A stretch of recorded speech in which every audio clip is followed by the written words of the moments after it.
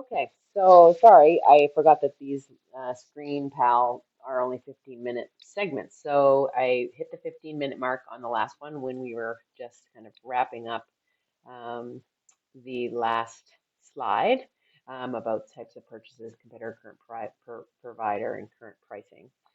So that, considering those three things. And then the second is about the contact person or that person that the prospect that you have within that business or that customer. So you want to find out a few things also about that person, things to consider. So what's their title? What's their role in the company? And we did allude to some of this yesterday in terms of the thinking about those MANA, kind of that MANA acronym.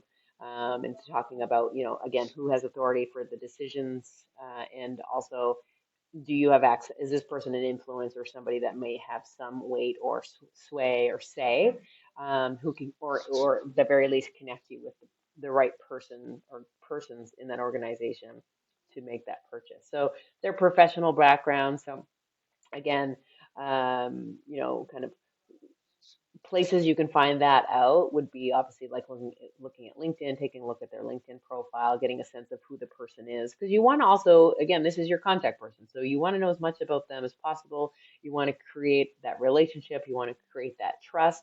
So again, although it may sound funny, you might want to do a little creeping again on their socials. So LinkedIn, looking at what professional networks or groups that they're a part of, getting to know, again, they have family, yada, yada, yada. These things um, are important when you're trying to establish a relationship and to have somebody to trust you. That goes in all ways of life, not just in sales.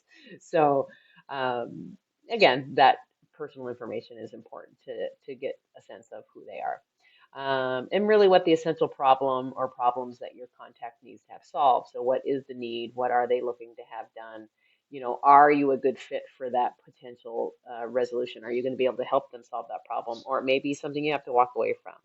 If not, then you want to really consider what parts or what things can you offer and really having that in order. And then understanding, what is the motivation for buying from that contact person or the company itself. So why is it that they're in need of a new product or service? They may not be. So again, if it's a new task and you're approaching based on that contact, because you think you have something to offer, the motivation level would be different than if they really do need to make a switch from one type of product or the price of a product, perhaps, or they need a new type of product for whatever that organization is doing. That will all depend, but you really want to understand what is the motivation behind why they are looking to buy, or if they're looking to buy. So finding out as much as you can about and through the contact person, absolutely. And it'd be same if it was face to face as a customer service person, let's say in retail. I mean, you're maybe not gonna get into all kinds of personal information, but you might. I've certainly had some pretty good conversations with some sales folks in different stores. And that just made me feel even more trustworthy. And I really, it was a feel good situation. So I think we can kind of equate that to obviously kind of customer to customer or sales to customer, or business to customer and business to business as well. Although those things can really apply as well. And then again, these are just some suggestions similar to yesterday where you can potentially find information, obviously online, business directories, different professional organizations or associations, perhaps. Which there's loads. I think about different professions have different types of associations. So accountants have, different associations they can belong to that they pay membership fee to. Somebody who's in, let's say, counseling or works in wellness, there's the Canadian Counseling Association, which you also, again, is a professional association. This may be a place to tap into some of that information as well. And talking to people definitely also helps, or talking to customers, or looking at reviews, looking online at seeing what's being said. All of these places are potentials for gathering that information. And as I mentioned earlier, it's all about solving the problem and not selling. You want to focus on not trying to make the sale because that becomes all about you. And that was mentioned yesterday, I think, in the sales funnel video. But you want to make it about the customer or the person in front of you. So you really want to work towards solving their problem. So that again goes back to listening, asking good questions, and then developing kind of here's what we can do for you. And when we think about that, we have to think about, okay, again, assessing what the needs, what the opportunities are, doing a bit of an analysis around that, which we've kind of said all of these things already. And then perhaps brainstorming some solutions and ideas that could very well be with the client or the customer. It may be you go back to your sales team and kind of take a look at that, but you may, again, you want to kind of think about what are the best possible solutions. So a brainstorming session can be part of that in preparation for the approach. And then really getting ready in that plan to contact in the approach is to really get clear on what your benefits are, both generally and specific benefits based on the customer's needs, based on what they're looking for, what the problem is that needs to be solved, whatever the case may be. So there's some examples there around some general benefit statements, which it's helpful to write scripts down. And I will tell you, as I mentioned the other day, working with Ryan and getting ready to do some sales, I certainly had to listen to a couple of videos.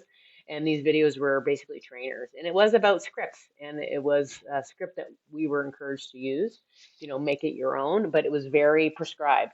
And this is the same idea. And there's nothing wrong with this. It may feel, not authentic, or the reality is you want to get it right. So I think you can still be authentic and have a bit of a script in place to help you to be, well, being persuasive, but also making sure that you don't miss anything. And I think again, we go back to putting the ownership on solving the issue versus just trying to make a sale. I think that's where the shift happens with good sales folks and not. That's really where the difference lies. And so again, doing your homework and doing lots of research, asking good questions, listening, and really assessing is really kind of that pre-approach process. To get you ready to make the approach and hopefully give that presentation and hopefully wrap up and close the sale.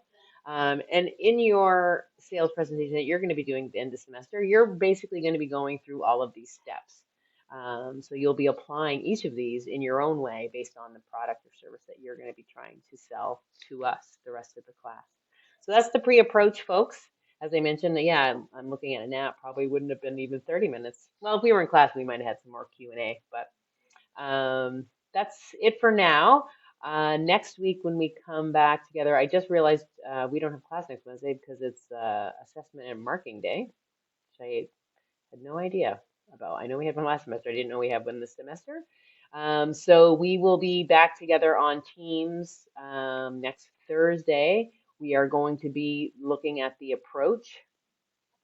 So yeah, we'll plan on that. I will plan on staying on campus so I can actually have an interactive class with you. Because there are some Q&A things that I would like to do similar to yesterday, which gives you a little bit of practice in thinking about these steps, which you're going to be doing on your own towards the end of the semester first for your sales presentation. There's also the next assignment 3, which is the approach assignment. I would encourage you to take a look at that. It's not due till March 5th. However, there's 2 parts to it. And so we will be looking at unit 9 next week, again, the approach. And that assignment is really kind of attached to that unit. But all of these things that we've been talking about is prospecting, qualifying, and the pre-approach. I mean, obviously, I'm going to want you to draw from some of that. You'll see that in some of the 2 parts that are in the assignment. But I will go over that assignment next Thursday, but certainly take a look. And we will see you then. Okay, take care, folks. Have a great weekend.